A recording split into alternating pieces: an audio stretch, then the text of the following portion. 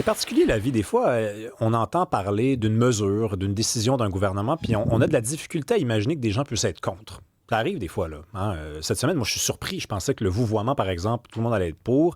Je pensais, par exemple, que quand le maire Marchand à Québec allait dire dans 4 seulement, pas dans 25 pas dans la majeure partie du territoire, que dans 4 de l'espace touristique à Québec, on va demander aux chansonniers de chanter en français. Je pensais que personne allait oser s'opposer à ça, mais Stevens Melançon, qui est chef par intérim d'équipe Priorité Québec, lui, a fait son travail. Il s'oppose à ça. Bonjour, Monsieur Melançon.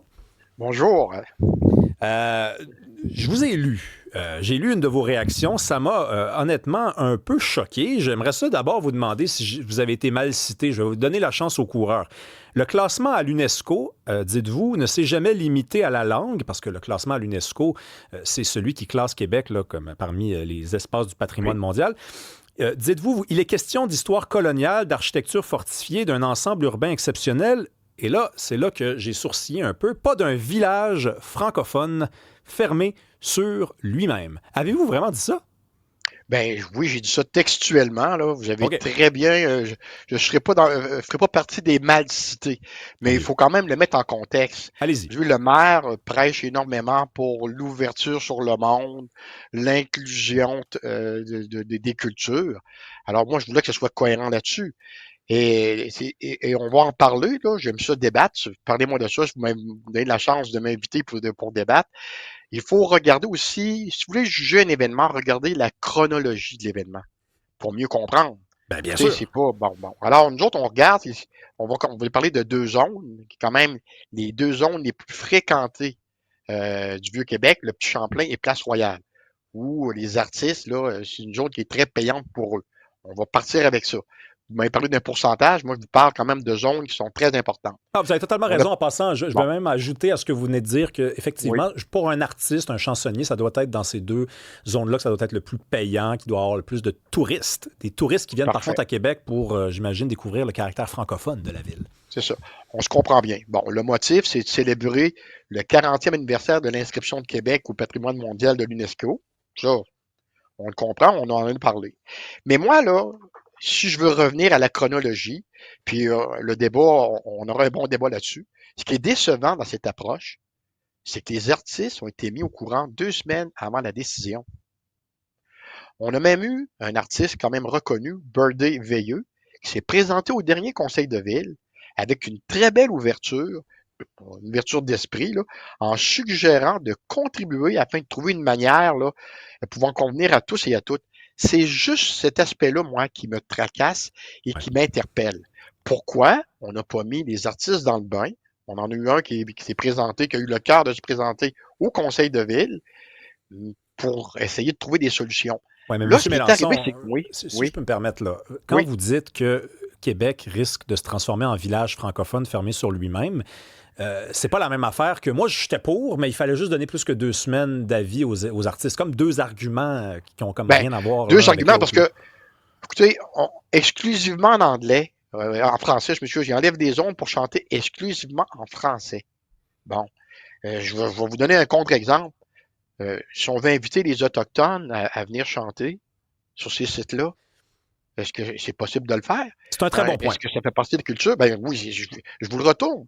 Donc, Ben, c'est le pourquoi vôtre, on n'a c'est pas votre invité point. les Non, non, Autochtones? Oui, non, non, mais c'est un très c'est bon ça, point que vous avez. mais Je vous bon, attendais là-dessus parce que je pense qu'il y oui, aurait peut-être dû avoir une sensibilité unique, particulière, singulière pour les peuples autochtones qui étaient là avant les Français, y compris à Québec, en tout cas sur le territoire sur lequel Québec a été construite.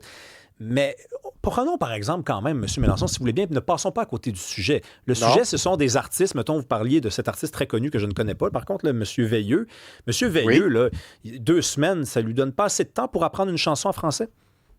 Non, c'est pas le fait de 2 semaines d'apprendre une chanson en français. C'est le fait de regarder cette situation-là, de l'analyser et de trouver des moyens. On aurait pu faire une version hybride, pour exemple, de mettre beaucoup plus de contenu francophone que anglophone. On aurait pu, mais là, on était drastique. Ça va être uniquement du français dans les deux places les plus fréquentées, on va se dire, pendant le festival d'été.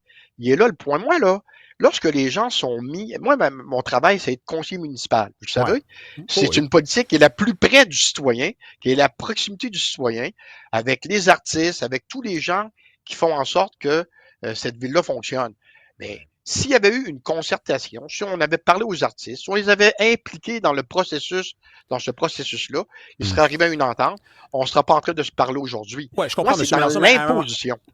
oui, mais l'imposition, c'est parce que c'est le travail aussi de la mairie, à un moment donné, de prendre des décisions. Puis des consultations, on connaît ça au municipal, là. À un moment donné, les gens aiment ça quand une décision est prise. Fred, est-ce qu'on a un commentaire? On a plusieurs commentaires, ça fait beaucoup réagir. Là. Oui. Il y a Étienne Lamontérégie qui dit, mais lui, il aurait simplement dit pas de chanson anglaise. Comme ça règle le problème de la langue autochtone. Puis sinon, il y a David qui dit, j'ai fait 3 ans le tour du monde en sac à dos. Partout, les gens prônent leur culture. À Rome, on fait comme les Romains. Puis un autre point aussi que je trouve intéressant, c'est que j'ai entendu de certains musiciens de Québec là, qui subissent ce règlement-là, mais qui sont mis à traduire des chansons. Donc, ils continuent de jouer une chanson américaine, par exemple, mais l'ont traduit en français pour, réussir à appliquer. Moi, ce que je trouve intéressant dans certaines situations, c'est que dans les meilleures contraintes naît la meilleure créativité. Là. Donc, il y a peut-être aussi un vecteur à innovation via cette réglementation-là. Tout à fait. Mais M. Mélenchon, si vous allez, est-ce que vous avez déjà voyagé, vous, un peu? Absolument. Oui, Absolument. OK. C'est où que vous avez eu le plus de plaisir? Hein? On va le prendre de même. C'était-tu en Italie? C'était-tu en Espagne? Ouais, moi, je suis allé beaucoup en République dominicaine. Je suis allé au Mexique. OK, au Mexique. Prenons le Mexique, M. Mélenchon. Si vous allez au Mexique, là, puis que vous arrivez là, à Mexico, là, et qu'on se met à vous chanter du Green Day, vous n'allez pas vous dire je suis pas venu ici pour ça, moi, là? Mais moi, je laisse les gens libres de chanter ce qu'ils veulent chanter. Moi, les artistes, là, mon cher monsieur, les artistes, ils s'adaptent. Les artistes, ils savent créer une ambiance, comment faire vibrer les passants, comment animer des spectacles. Ils peuvent le faire dans différentes langues. Au Mexique, ils auraient pu le faire en espagnol, ils auraient pu le faire. Là, présentement, on intègre, on n'est pas fermé à rien. Il faut être ouvert, vous dites, ouverture sur le monde, c'est ça. Je comprendrais que ça a un certain attrait, il y a une certaine demande. Les gens, si ça ne les intéresse pas d'entendre parler, chanter du Green Day au Mexique, ils iront ailleurs. Mais, oui, mais c'est parce que les gens, ils voyagent. À la lueur de ça, là, oui, mais à la lueur mais c'est parce de que ça, les gens quand ils arrivent quelque part, ils aiment ça entrer dans un autre monde. Puis quand on arrive à Québec, qui est une ville qui a été fondée en 1608, dans le petit Champlain, c'est fortifié partout. Ça respire l'histoire, ça suinte l'histoire. Ce qu'on veut entendre, c'est de la musique en français. Puis après, on s'en va ailleurs à Québec, puis il y a peut-être quelqu'un qui gratte une guitare en chantant une belle toune de Green Day. Mais dans le quartier historique, il me semble que c'est du maudit gros bon sens, M. Mélenchon. Ben, on dit à peu près la même chose. Moi, ce que je veux vous dire, c'est dans la façon de faire. Je veux juste bien comprendre, là. C'est dans la façon de faire. Il faut bien se comprendre. Moi, vous dites, il faut arrêter de consulter. Mais moi, là, lorsqu'on a des musiciens, lorsqu'on a des travailleurs de rue, qu'on impose, je répète, on impose une réglementation 2 semaines avant ces délais-là, moi, là, la façon de fonctionner du maire, lui, il fonctionne, c'est lui qui dirige la ville. Mais moi, pour être à mon 2e mandat, dont le conseiller avec 46 qui a eu le plus de votes à la dernière élection. Pourquoi je suis là? Parce que j'écoute les citoyens. Puis quand les citoyens me demandent quelque chose, dans la mesure du possible, je ne dis pas dire que j'acquiesce à tout. Sans ça, on finira plus.